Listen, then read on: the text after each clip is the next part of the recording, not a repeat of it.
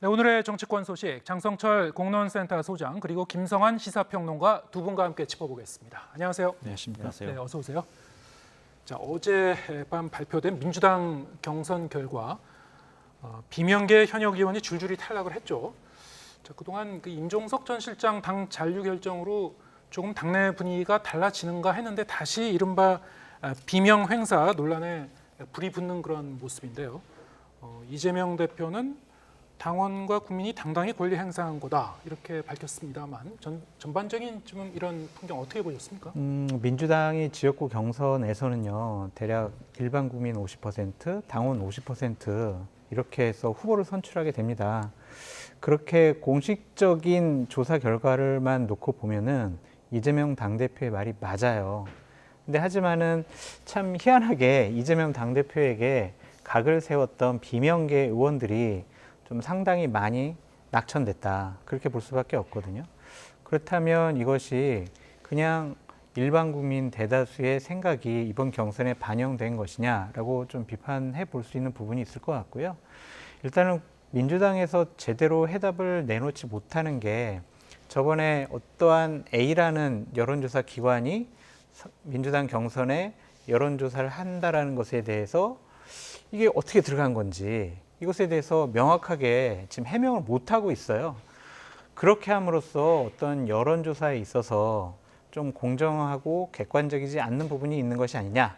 그렇게 이제 평가해 볼 수도 있지만 전반적으로 어제 나온 경선 결과를 보면 민주당이 자칫 잘못하면 저 경선에 대해서 반발을 제대로 수습하지 못하면 수도권 선거에서 상당히 어려울 수 있겠다라는 좀 생각이 듭니다. 그러니까 지금 저 낙천된 현역 의원들이 나는 여기 공천을 받은 민주당 의원 제대로 난 돕지는 못하겠다라고 생각을 한다든지 아니면 반발을 한다든지 아니면 그 낙천된 의원을 지지한 민주당 지지자가 새로 선정된 후보를 돕지 않는다면 민주당 지지자가 투표장에 안 나갈 수도 있고요. 선거운동 과정 중에 제대로 도와주지 않을 겁니다. 그러면은 민주당으로서는 수도권 선거 판세가 상당히 어려울 수 있다라고 전망해 봐요. 그래서 이재명 당대표가 아니 그냥 뭐 당원하고 국민이 권리 행사한 거고 그분들이 다 투표한 건데 왜 반발을 하려고 그래요? 이거 공정한 거예요. 이렇게만 하지 말고 좀 저분들의 마음을 다독이는 지도자의 모습을 좀 보이는 것이 어떻겠느냐라는 생각이 듭니다. 탈락한 현역 의원들이 좀 공천된 그런 후보에 대해서 뭐 조직 동원이라든가 그럼요. 적극적으로 도와줘야 되는데 그게 제대로 되겠느냐? 네. 그 부분을 좀 주셔야 된다. 어떻게 보십니까? 네, 그 부분은 뭐 우려할 수 있는 거라고 생각해요. 왜냐하면 탈락한 의원들이 중진급 의원들이 적지 않고 또 지역구를 그동안에 관리해 왔기 때문에 민주당 지지자들 사이에서조차 표가 갈린다고 하면 아마 박빙 승부가 예상되는 수도권에서는 민주당이 패할 가능성이 좀 더 높아지겠죠. 근데 뭐 꼭 그것만 작용한다고 아직 단언하기는 좀 어렵지만 말입니다. 그런데 뭐 그런 생각은 들어요. 하위 평가를 받은 거 극복하지 못했다. 우리가 이렇게 평가를 할 수 있잖아요. 하위 평가 받은 걸 극복하지 못했다고 하는 것도 또 역으로 생각하면 국민의힘은 극복하는데 왜 민주당은 극복하지 못했을까? 이런 질문을 던질 수 있지 않겠습니까? 만약에 당원들 사이에서는 하위 평가 받은 부분에서 지역구 관리를 뭐 현역 의원이 어느 정도 했다 그러면 표가 좀 갈렸을 가능성은 있어 보이거든요. 근데 그렇다면 일반 여론조사에서조차도 완전한 우위를 점하지 못했다는 얘기가 될 수도 있거든요. 그러면 달리 우리가 생각해 본다고 하면 그동안에 민주당 의원들이 좀 무능력해 보였던 측면이 있다고 하면 수도권에 있는 유권자들이 민주당의 변화를 바랐을 수도 있지 않겠는가, 이런 해석도 좀 가능하지 않을까 싶어요. 그러니까 우리가 기존에 봤던 뭐 일종의 틀 같은 거죠. 그러니까 민주당에서는 친명은 다 살아남고 비명은 다 횡사한다, 이런 틀로만 자꾸 바라보려고 하니까 우리가 보지 못하는 부분을 잘 포착하지 못하는 것 아닌가, 뭐 이런 생각도 한편으로 하게 됩니다. 그리고 친명 원외 인사들이 도전을 해서 그리고 현역 의원들을 꺾었다 이렇게 얘기하는데요. 이거는 전 조금 사안별로 지역구마다 좀 다를 수는 있겠다 생각하지만 좀 가혹한 기준 잣대가 아닐까 싶은 생각은 들어요. 왜냐하면 어느 당이나 마찬가지지만 예를 들어서 이전 문재인 정부 때 20대 총선이라고 가정을 해보죠. 그러면 현역 의원한테 도전하는 원외 인사들이 저는 그럼 문재인 대통령 친문입니다, 이렇게 자처하면서 보통 경선에 붙지 않았겠어요? 그리고 대선 때 저는 이만큼 기여했습니다. 그런 걸 일종의 훈장같이 달고 도전하지 않았겠어요? 그럼 이재명 지금 이제 민주당 공천도 역시 마찬가지 아닙니까? 지난 대선 때 저는 이렇게 당에 기여했습니다. 그럼 대선 캠프 들어갔을 거 아니에요. 그리고 어떤 자리를 통해서 당에 기여하고 헌신하는 모습을 보이고 그리고 난 다음에 그걸 일종의 자기 경력으로 자랑하지 않았겠습니까? 근데 그걸 다 친명이란 프레임으로 바라보면 친명이 다 이긴 것처럼 되고 비명은 다 지른 것처럼 될 수도 있겠지만 어찌 보면 그렇게 표현하는 것 자체가 그것도 어색한 그림은 아니라는 거예요. 그러면 결국은 당원들한테 누가 어떤 선택을 받았는가 이 부분이 중요했을 거라고 생각하는데 당원 입장에서 당이 위기에 빠졌을 때 얼마나 정말 헌신적인 모습을 보였느냐 이런 것들이 중요한 잣대로 작용했다고 한다면 결과적으로 현역 의원에 대한 실망감 같은 것들이 이번 경선 결과에 어느 정도 반영이 된 것 아닌가 이렇게 해석도 가능하지 않을까 싶습니다. 네. 뭐 엄격히 그 바라보면은 친명 의원도 뭐 탈락한 경우가 있고요. 친명계가 탈락한 경우도 있긴 있습니다. 근데 그 부분은 상대적으로 보면 굉장히 좀 소수에 속하기 때문에 어떻게 네. 보십니까, 그 부분은? 근데 이제 예를 들면 서울 금천의 최기상 의원이 이제 이겼고 친명의 조상호 변호사가 떨어졌다 이렇게 말씀을 하고 계시잖아요. 예. 최기상 의원도요 친명이에요. 왜냐하면은 이재명 당대표 법률 특보예요. 그렇기 때문에 이분이 반명이다 비명이다라고 볼 수가 없고요. 또한 군산 경선에서 친명 김의겸 의원이 탈락했다고 하는데 신영대 의원도 비명이 아니에요. 이분도 상당히 이재명 대표랑 가깝고 특히 전북 지역에서 활동을 오랫동안 해왔던 분이거든요. 그래서 지역에서도 신망이 있는 분이라서 그냥 친명도 떨어졌어. 네. 그러니까 비명 너희들만 떨어진 거 아니야. 반발하지 마. 이런 식으로 접근하기에는 좀 무리가 있어 보인다라는 좀 생각이 듭니다. 예. 이제 가장 큰 관심은 민주당 공천에서 최종 결선까지 이제 가게 된 강북구 을 지역. 자, 이 박용진 의원이 정봉주 민주당 교육연수원장과 다시 이제 결선 투표를 치르게 됐는데 일단 결선까지 갈 정도면은 두 사람 사이에 뭐 큰 격차는 안 났다라고도 볼 수 있는데 1차 투표에서 참여했었던 이제 예비 후보 같은 경우에 결선엔 들어가지 않는 그런 사람들의 표가 누구에게 분산이 될 것인가 등등 여러 가지 요소가 있을 것 같습니다. 어떻게 전망하십니까? 근데 1차 경선에서 어느 정도 득표율이 나왔는지를 우리가 알 수가 알 없기 수가 때문에 없으니까. 예. 왜냐하면 예를 들어서 국민 일반 여론조사에서 박용진 의원이 압도적으로 표를 받았다고 하면 아무리 30% 감산을 받는다 하더라도 결선 투표로 가도 이길 가능성이 있거든요. 얼마든지. 근데 그렇기 때문에 1차 경선 결과를 놓고 우리가 박용진 의원이 무조건 떨어진다 이렇게 단정하기는 좀 어렵다고 생각해요. 많이 이제 그 방송에 나오다 보면 이제 그런 얘기들을 하는데 국민의힘에서는 작동하고 있는 게 왜 민주당에서는 작동하지 않는가 이런 얘기 하잖아요. 예. 박덕흠 의원 마이너스 45% 받고도 지금 당선이 경선을 통과하기도 하잖아요. 그러니까 그건 사실 지역구 상황에 따라 다른 것인데, 그러니까 만약에 지금과 같은 경선을 붙는다고 하면 일반적으로는 정봉주 전 의원이 유리하다 이렇게 당연히 평가할 수 있을 거라고 생각해요. 박용진 의원이 이제 감점을 받았습니다. 그렇죠. 마이너스 30% 감점이 결선에서도 작용하니까요. 예. 그리고 당원들 지역구에 있는 당원들의 의사가 1차 경선에서는 분산이 됐을 텐데 2차에서는 이승훈 변호사의 표까지 만약에 정봉주 전 의원한테 얹어지게 된다 그러면 조금 더 아무래도 정봉주 전 의원이 유리하다 이렇게 얘기는 할 수 있을 텐데요. 그건 엄연히 50% 안에서만 하는 얘기거든요. 앞서 말씀드렸던 것처럼.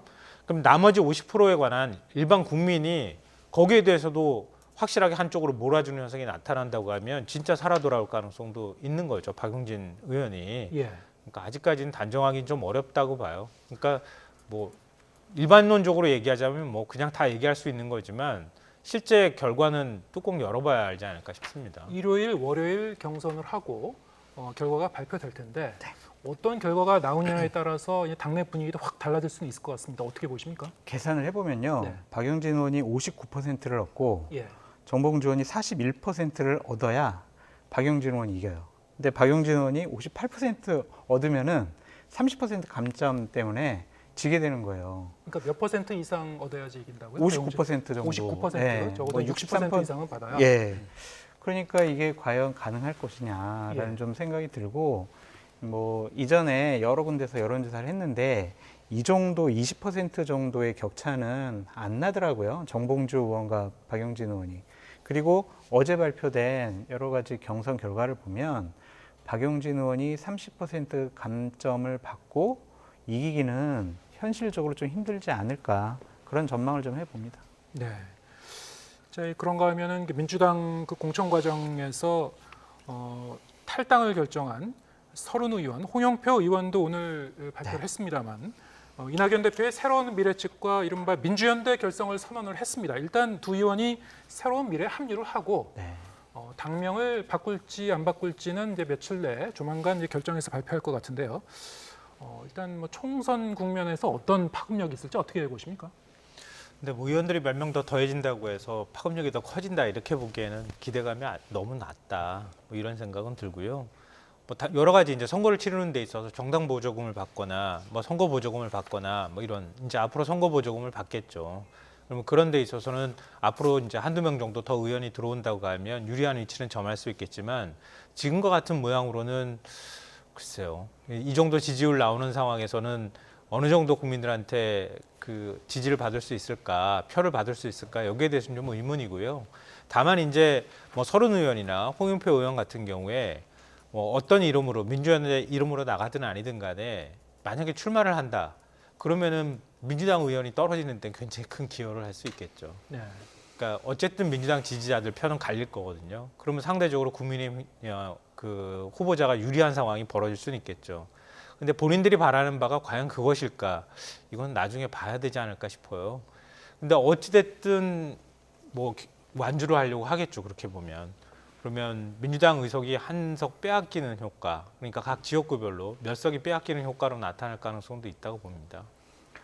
지금 뭐 민주당 탈당한 의원분들이나 아니면 새로운 미래에 속해 있는 분들이 첫 단추를 잘못 깬 것 같아요. 그러니까 첫 번째 메시지, 캐치프레이즈, 어떤 창당의 명분 등이 민주당을 지지를 하지만 민주당 지금 이재명 당대표가 잘 못하는 것 같아.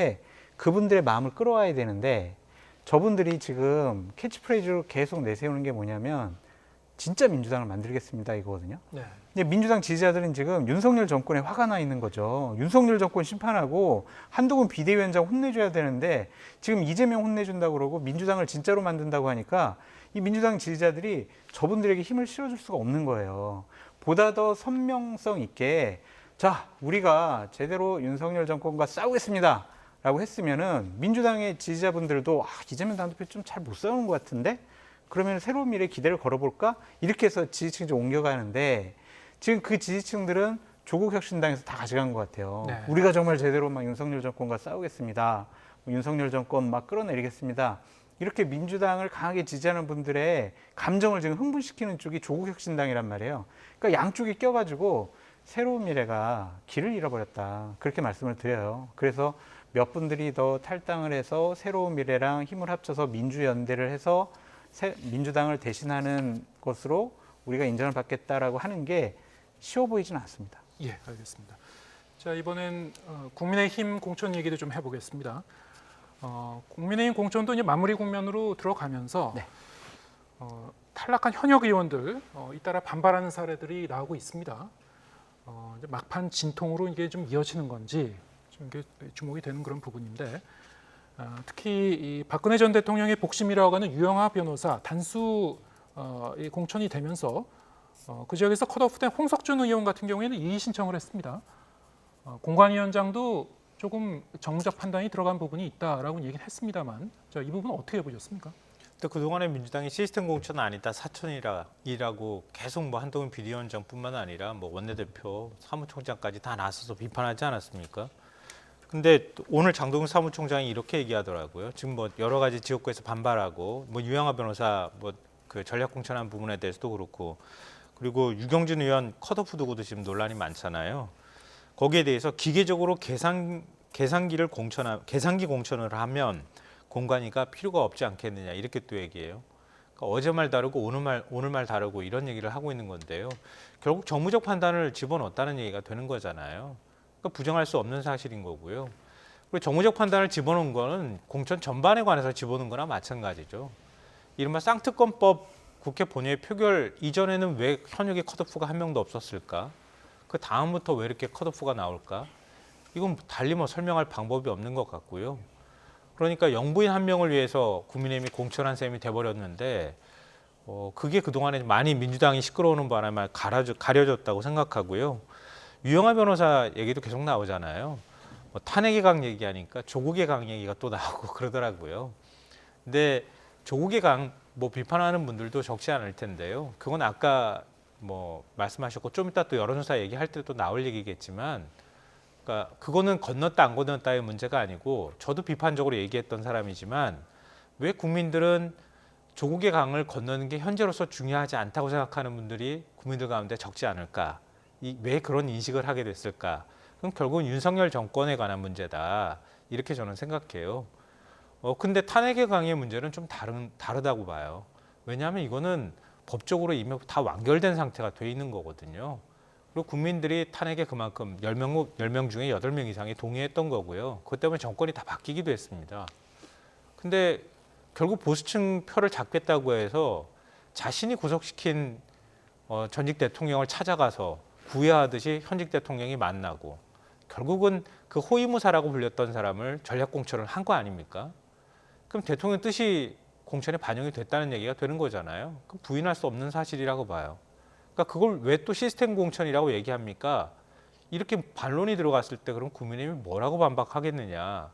그러니까 반박을 못하니까 굉장히 군색한 변명을 지금 하고 있는 거 아닐까 그렇게 생각해요. 자꾸 국민의힘 비판하다 보면 민주당 얘기도 나오고 네. 나오다 보면 누가 못하냐는 얘기로 자꾸 가는 것 같아서 그건 좋지는 않은데요. 이 부분에 대해서는 꼭 좀 지적을 해야 되지 않을까 싶습니다. 네. 지금 말씀하신 유영하 변호사 네. 공천 과정에서 그러면은 경쟁력이 있다고 판단이 됐다면은 왜 경선으로 가지 않았느냐 뭐 이런 게 지적도 나오는 그런 상황이고 또 아울러서 이제 강남병 얘기 같은 경우에는 네. 유경준 의원이 컷오프에 사실상 컷오프에 이제 이의를 제기하니까 공관위가 평가 점수까지 공개를 했군요. 네. 예, 이건 어떻게 보셨습니까? 그러니까 우리가 당신을 뭐 억울하게 당신 생각하는 것처럼 억울하게 우리가 그냥 당신 컷오프 시킨 거 아니에요. 이러한 시스템과 룰에 따라서 당신을 이제 컷오프 시킨 겁니다. 그러니까 좀 자중해라. 더 이상 반발하지 말아라. 이런 식의 얘기를 하는 것 같은데 뭐 현역 의원들이 몇 분이 이제 컷오프 됐지만 저분들이 집단적으로 뭐 반발을 해서 탈당을 해가지고 무소속 출마하고 이러지 않을 것 같아요. 뭐 이채익 의원 같은 경우에는 본인 진짜 육성으로 한 게 아니고 네. SNS 상에서 그냥 나는 무소속으로 나와서 살아 돌아오겠습니다 이렇게 한 거고. 시사를 한 거죠. 예. 그러니까 탈당하겠다 막 이렇게 또 확실하게 얘기한 것도 아니고요. 예. 유경진 의원 같은 경우에는 나 재심은 청구하지만 나는 입당하는 순간부터 탈당할 생각이 전혀 없었어요. 예. 라고 얘기를 해가지고 유경준 의원은 정리가 된 것이고 이제 홍석준 의원인데 그분도 뭐 강력하게 뭐 탈당 무소속 출마 불사 이런 얘기는 하지 않고 재심 청구합니다. 저 경선 좀 붙여주세요. 이런 식의 항변이거든요. 네. 그래서 국민의힘 같은 경우에 현역 의원 컷오프가 예. 당내 뭐 분열, 뭐 여러 가지 파열음 이렇게 확대 재생산되지는 않을 것 같고요. 예. 저는 유영하 변호사 이 공천이 선거운동 과정 중에 상당히 좀 문제가 생길 수도 있다라고 말씀을 드리고 싶어요. 그러니까 유영하 변호사 공천받았죠. 도태우 변호사도 네. 공천받았잖아요. 그리고 또 의성청송 영덕 울진에 김재원 전 정무수석도 만약 경선에서 이겨서 돌아오게 되면요. 박근혜 전 대통령 탄핵이 잘못됐다. 박근혜 정권 때 요직을 했던 분들이 대구 경북에서 이렇게 트라이앵글을 구성을 하게 돼요. 네. 그러니까 저런 분들이 아니 박근혜 대통령 탄핵이 잘못된 것이다 라고 막 선거 과정 중에 주장을 하거나 국민 눈높이에 맞지 않는 얘기를 시작하게 되면 국민의힘 수도권 선거에 상당히 좀 영향을 미칠 수가 있다. 그래서 저분들을 말조심시키는 것이 예. 한동훈 비대위원장이 꼭 해야 될 일이다. 그렇게 말씀드립니다. 예. 그리고 지금 이 강남병 같은 경우에는 한동훈 그 위원장이 이제 그런 얘기를 했죠. 서울 강남권 같은 경우에는 특별한 사정이 아니면은 네. 없으면은 2번 공천은 안 된다. 뭐 이런 얘기를 했는데 그 부분에 대해서 어떻게 들으셨습니까? 아니 그 맞죠. 맞는 예. 말이죠. 근데 그동안에 그렇게 해왔는데 진죽부터 그냥 전략지역구로 지정해버리면 되는 거잖아요. 원래 강남은 그랬다 이렇게 해놓고 그다음에 뭐 국민공천을 하든 말든 하면 되는 건데 아무 소리 안 하고 있다가 마지막에 가가지고 고심고심 하다가 국민공천 한다고 일부 지역은 빼놓고 나머지 지역은 또 전략 공천을 해요. TV조선 전 앵커를 했던 인사를 그냥 정치 경력 하나도 없는 사람을 서초구로다가 그냥 내리 꽂아버린단 말이에요. 그러니까 당연히 이게 기준이 뭐냐 이런 얘기 나오는 거 아닙니까? 강남을 그런 방식으로 전략 지역구로 지정하고 국민공천제를 하자고 그랬으면은 그럼 애초부터 그렇게 했으면 그런 얘기가 안 나오잖아요. 그러니까 그것도 선별적으로 강남을 붙이는 상황이 되는 거잖아요. 그러니까 반발의 목소리가 나올 수밖에 없고요. 근데 뭐 얘기하자면 뭐 계속 얘기가 길어지긴 하지만 짧게 얘기하면 오늘 경향신문도 보도하고 한국일보도 보도를 했지만 이른바 지난 전당대회 때 나경원 연판장 돌리는 의원들 조사를 해보니까 연판장에 안 실리는 의원들만 다 날아가더라, 컷오프 당하더라 이런 이제 보도도 있고 그 다음에 이른바 이제 무슨 개라고 하는 친윤계라고 구분될 때 그 정도 많이 언론에 보도가 되잖아요. 보도량을 통해서 보니까 100회 이상 언급된 의원들은 대부분 다 단수 공천을 받았더라. 그러니까 언급량이 적으면 적을수록 단수 공천이 아니라 경선으로 가거나 아니면은 컷오프가 되더라. 이거는 국민의힘이 어떻게 설명할 건지 모르겠어요. 그러니까 물론 공천을 언론 플레이를 잘할 수도 있고 메시지 관리를 잘했기 때문에 좋은 평가를 받았다 이렇게 얘기하는 것으로 덮을 수는 있겠으나 민주당 친명 공천에 대해서 뭐 비판할 유지도 있겠다고 생각은 하지만 국민의힘도 거기에서 한치가 다르지 않고 오히려 제가 볼 때는 민주당보다 더하면 더했지 덜하진 않다고 생각해요. 그러니까 그동안에 가려졌던 부분들이 지금 다 하나씩 드러나고 있는 상황 같거든요. 그러니까 마지막 대진표가 다 끝나고 나면 언론도 다시 평가하지 않겠습니까? 국민들이 한 번쯤 다시 평가할 기회가 저는 있을 거라고 생각합니다. 예. 지금 비례대표 후보도 선정을 해서 네. 조만간 각 당에서 이 공개가 될 걸로 이제 보입니다만 총선 비례대표 투표에서는 유권자들이 어느 당을 지지를 할지 여론조사 결과를 통해서 좀 가늠을 해보겠습니다. 최근 이 실시된 여론조사 두 가지 내용을 좀 보겠는데요. 일단 그 전반적으로 보면은 지금 이제 화면에 나오고 있습니다만 국민의 미래, 민주당 계열도 비례정당 이렇게 이 양쪽에 저렇게 지금 수치가 나왔고요. 그다음 이른바 이제 소수정당 중에서는 조국신당이라고 좀 표시가 되어 있습니다만 여론조사가 실시될 당시에 이제 가칭 조국신당을 썼기 때문에 저렇게 표시를 했고요. 지금은 뭐 조국혁신당입니다만 조국혁신당이 저 정도의 수치가 나온 걸 좀 주목하게 될 수밖에 없고 또 다른 여론조사 결과도 좀 보여주시죠. 네, 여기도 좀 비슷한 수치가 나온 것 같습니다. 전반적인 경향성에서는 어떻게 보셨습니까? 조국신당이 요즘 핫한 것 같아요. 네. 근데 결국에는 더불어민주연합 그리고 민주당 계열의 비례정당의 표를 갉아먹은 것이 아니냐 좀 그런 생각이 듭니다.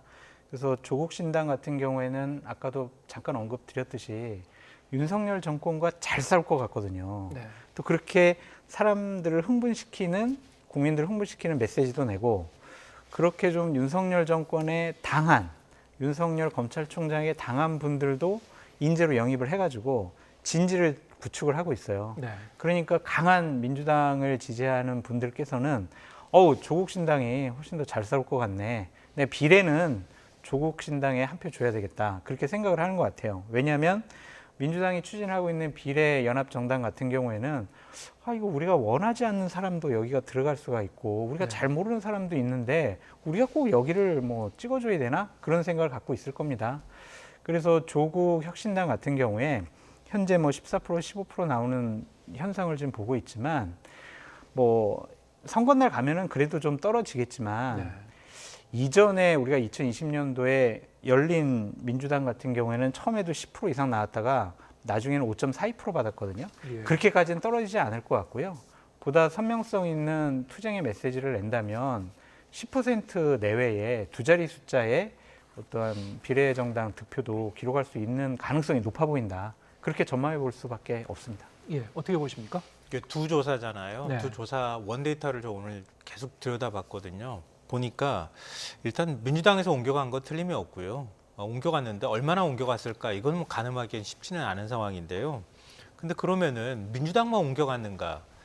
제가 제일 관심 갖고 본 부분인데요. 민주당에서만 옮겨간 건 아닙니다. 그러니까 국민의힘 미래 쪽 인사들은 국민의힘 쪽 인사들이나 보수 성향 패널들은 친문 성향의 지지자들이 다 옮겨간 거다 이렇게 또 표현하고 그러던데요. 그게 아니고요. MBS 조사 보니까요.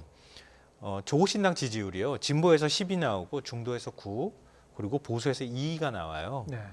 그러니까 중도에서 9가 나온다는 거예요. 그러니까 중도에서도 조국신당 쪽으로 움직여가고 있다. 이 정도 수치가 나온다는 거고요.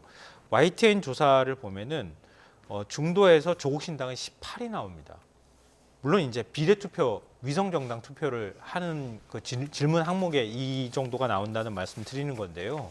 이 뜻은 뭐냐면 윤석열 정권에 대한 심판이 필요하다고 하는 중도층이 꽤 많거든요. 네. 그러니까 중도층에서도 윤 대통령 국정수행 평가, 부정평가가 더 높아요. 그리고 국정수행 방향에 대해서 부정평가가 높고요. 그다음에 검찰 독재 정권 심판을 해야 할 필요가 있다고 하는 것도 사실은 조사들마다 다 조금씩 다 차이는 있지만 그게 중도에서도 상당 부분 잡힌다는 거예요. 예. 그러니까 민주당 지지자들만 움직이는 게 아니라 중도층도 일부가 가고 있는 중이다 이런 얘기인데요. 왜 그러냐면 메시지가 선명하기 때문이에요. 그러니까 윤석열 정권을 심판해야 되겠다고 하는 여론은 높은데 민주당이 그 도구가 되지 못하고 있다는 인식이 생겨나 있는데 조국 신당의 경우에는 조국 혁신당은 확실한 메시지 하나만 보내고 있잖아요. 윤석열 정권 제가 심판하겠습니다. 검찰 독재 제가 끝내겠습니다. 이렇게 얘기하는 거란 말이에요. 예. 그러니까 그런 층들이 보기에는 분명한 메시지를 보내고 있는 조국 신당이 그렇게 해주길 기대하는 마음이 지금 모아지고 있는 것이다. 그러니까 민주당 지지층만 네. 단순히 움직이는 것은 아니다. 그렇게 저는 생각합니다. 예. 아까 저희가 두 개의 그래픽을 이제 연달아 봤습니다만 YTN 조사에서는 이제 조국 신당이 지금 이 자막에도 나오고 있습니다만 조국 혁신당 15%를 얻었죠. 네. 그래서 전반적으로 이런 추세가 총선 때까지 계속 갈지 장 소장님께서도 이제 좀 더 지켜봐야 된다고 말씀하셨습니다만 두 분의 분석은 좀 미묘하게 약간 좀 다른 지점은 있는데 예. 저로 갈 것 같아요. 왜냐하면 지난 2020년도에 열린민주당이 가다가 꺾인 계기는 뭐냐면 그 진보 진영의 스피커들이 있잖아요. 예. 김어준 씨라든지 이동영 씨라든지 이런 분들이 아유 이거 안 된다. 우리 더불어시민당에게 민주당의 위성정당에게 표를 모아줘야 된다라고 해서 그쪽으로 캠페인을 많이 했었어요. 네. 그리고 민주당 같은 경우에는 열린민주당 의원들 당선되더라도 우리 안 받아들일 겁니다. 여기 우리 정당 아니에요. 자매정당도 아니에요. 관계 없어요. 이러면서 선을 그었거든요. 예.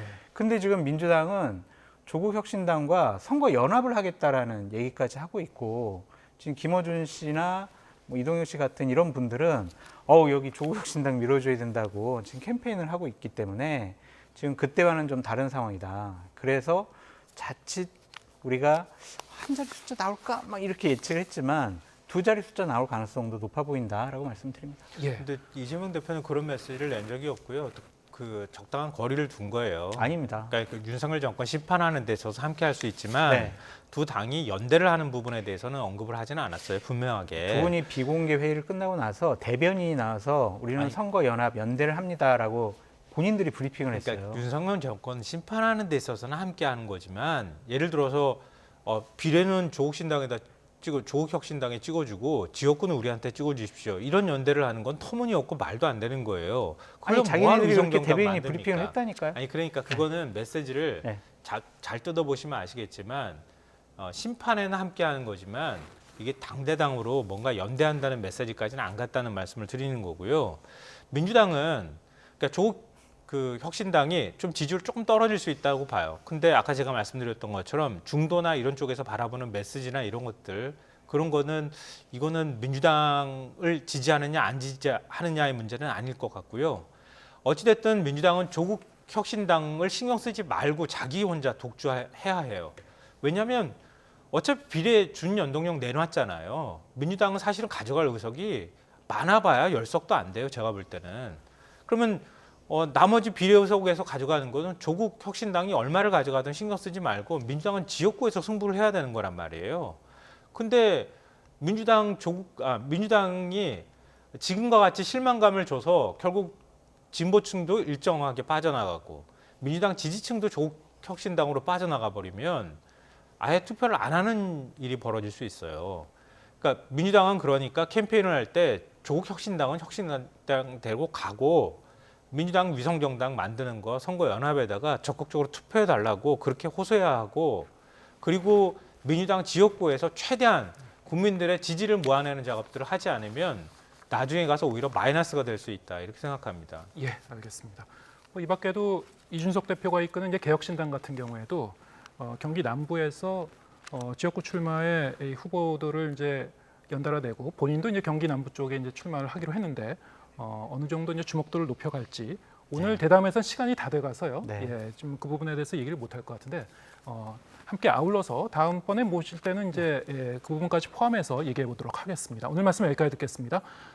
장성철 공론센터 소장, 김성환 시사평론가 두 분과 함께했습니다. 고맙습니다.